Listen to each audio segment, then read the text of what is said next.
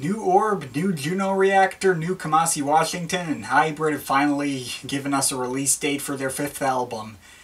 I'm a very happy person, but we gotta get to this one first. Hello everybody, welcome to the Wonky Angle, where I talk about electronic music, both new and old, and today I'm talking about the new album from Sophie.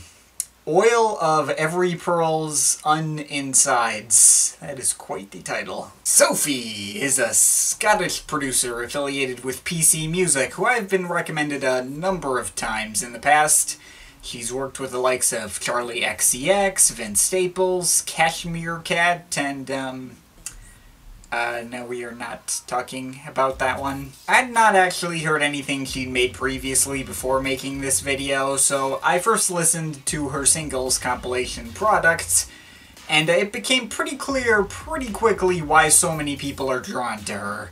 Combining bubblegum pop elements with super experimental textures this side of Igloo Ghost and Wenatrix Point Never. Such a strange comp this was. Certainly a far better attempt at bringing these weird styles into poppier territory than, say, Flume could pull off. A lot of personality on this thing, and I can safely say this is not quite like anything I've heard before. And really well produced on top of that. It's one I would certainly recommend checking out at some point. Also, I don't think I ever personally need to listen to it again. Yeah, personal enjoyment-wise, Product wasn't super my thing. I liked it, didn't love it. I liked the tracks Bip, Hard, Visey, and the others tended to be a little too out there for my tastes to fully get into. I mean, there are some parts that got really abrasive. LOVE was a very noise-heavy track. I thought it was alright, but never been much of a noise music guy. And Lemonade was just kind of annoying to me. I don't know. I definitely get the appeal and can recognize her work for how forward-thinking and unique it is, but I don't see listening to her stuff a lot in the future. Now, given my wussy opinions on experimental music like this, I was probably the wrong person to talk about her latest album here, but I figured I should give it a shot regardless. I was a little skeptical going into this, though. I haven't seen any full reviews of it yet, but I've seen people talk about it in a lukewarm or even sometimes negative fashion, like it had some technical issues that really bugged some people, but other people I've seen are just raving over it and calling it one of the best albums of the year as well. So, as for me personally, I kind of get both sides on this one. On one hand, I probably got more personal enjoyment out of this than I did out of Product. Sure, it's still really out there, but it's not so out there that I couldn't wrap my head around it. I felt like I got it even more than I did previously. But those technical problems, whoo boy, they were definitely noticeable, and I can't sit here and overlook them. The production and mixing was definitely a step down from Product. While not bad all the way through, had some truly abysmal moments that could have been easily prevented. As such, I feel like this is a good album, but not a great one.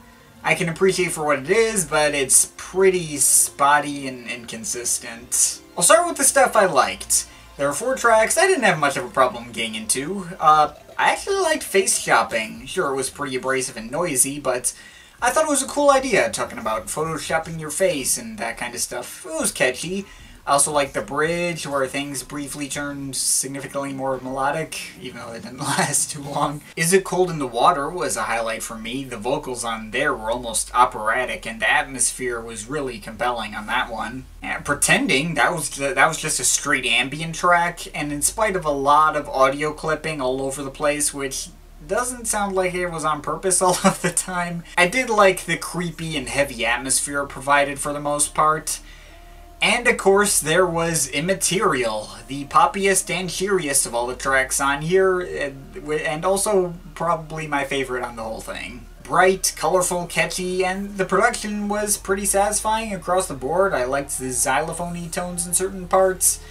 Also, there was this one part where the singer was auto-tuned to ridiculous levels that kind of reminded me of an edit that a friend of mine did of Owl City's Fireflies. I was just a lonely girl in the eyes of my inner child. I'm going to make myself.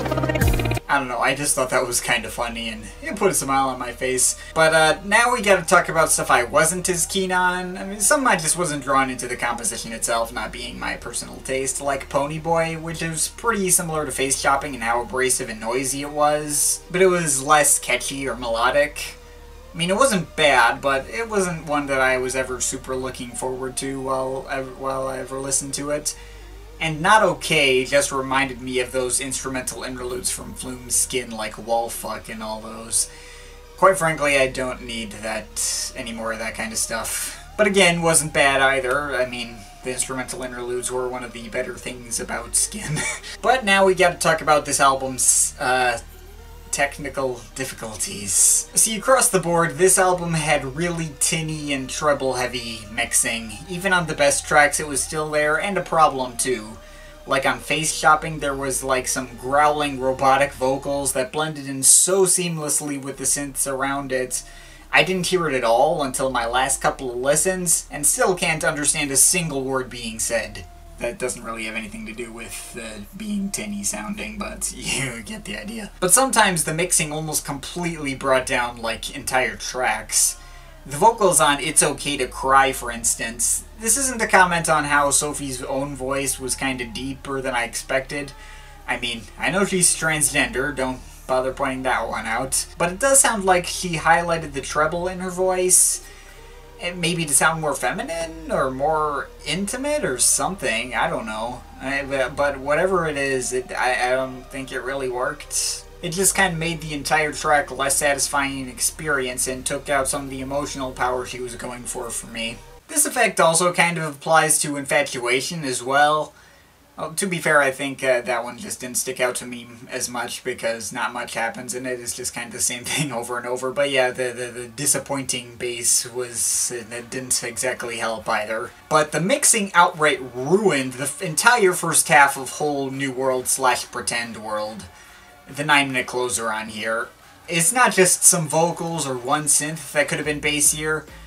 Well, I guess mainly that one big drill-like lead synth is probably the biggest issue there, but the entire thing is so incredibly tinny and lacking in bass that it often just gives me a major headache. For me, it's one of the worst moments on this album, and it's a real shame, especially given the fact that had it been mixed properly, it probably would have been one of my big favorites. Like a more energetic Faceshopping or something, and obviously being 9 minutes in 2 parts and all that. I do like the second half better for what it's worth, which just kind of delves into creepy ambient noise again, but I don't know. At the end of the day, I guess I would say I enjoyed this album, but it was one very frustrating listen. I listened to it like 8 times, and every time the mixing seemed to get progressively worse for me. It was kind of weird.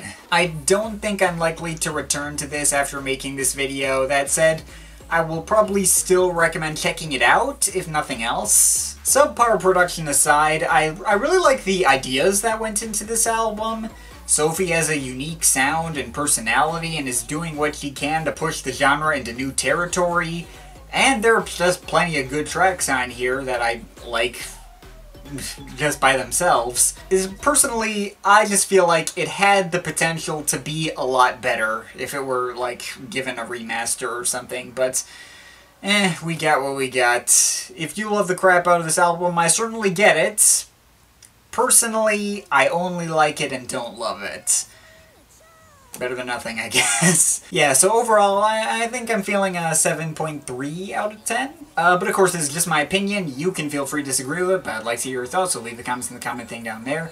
Shout out to my Patreon supporters. They're awesome people. If you want to join the list or make me review something, my link to my Patreon's in the description. But yeah, that's pretty much it. That's all for today. See you next time.